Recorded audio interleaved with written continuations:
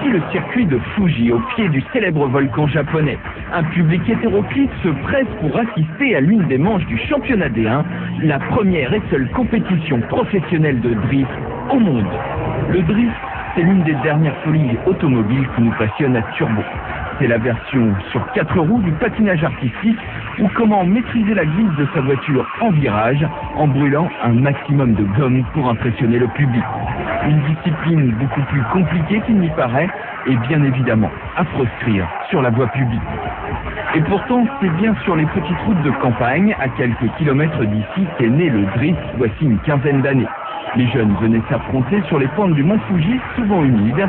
C'est ainsi qu'ils ont développé le sens de la glisse et que les plus anciens ont fini par organiser un championnat officiel sur circuit, le D1.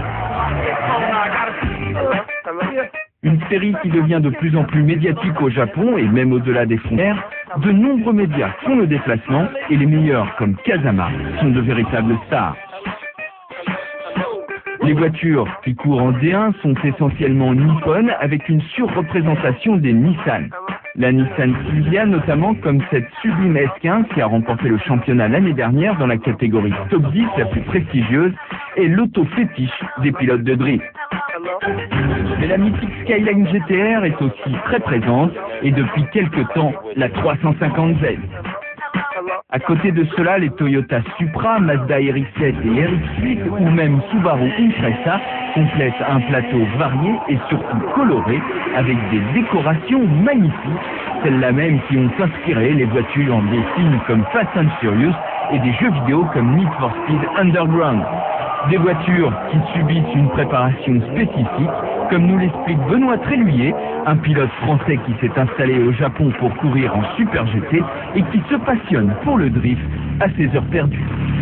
C'est des voitures qui coûtent maintenant excessivement cher, on pourrait croire qu'ils ont des pneus spéciaux pour glisser, mais c'est complètement l'opposé, ils passent à des gommes de plus en plus tendres pour aller de plus en plus vite.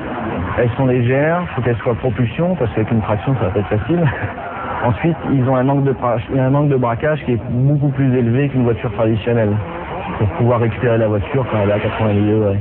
L'angle de braquage est incroyable, j'ai rarement vu ça. Mais la préparation de l'auto ne fait pas tout, il faut aussi un bon coup de volant et un bon grain de folie. Et qui dit championnat dit compétition, sauf qu'ici il n'y a pas de course, donc de premier ou de dernier.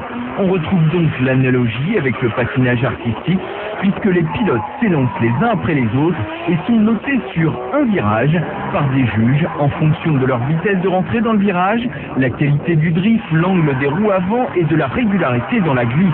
Les à-coups sont à proscrire, l'angle doit rester constant et les pneus dégager le plus de fumée possible. Des règles qui offrent un spectacle surprenant, voire fascinant, et qui assurent le succès du D1. Le D1 qui a aussi fait ses débuts aux USA depuis quelques années et pourrait bien s'installer prochainement en Europe.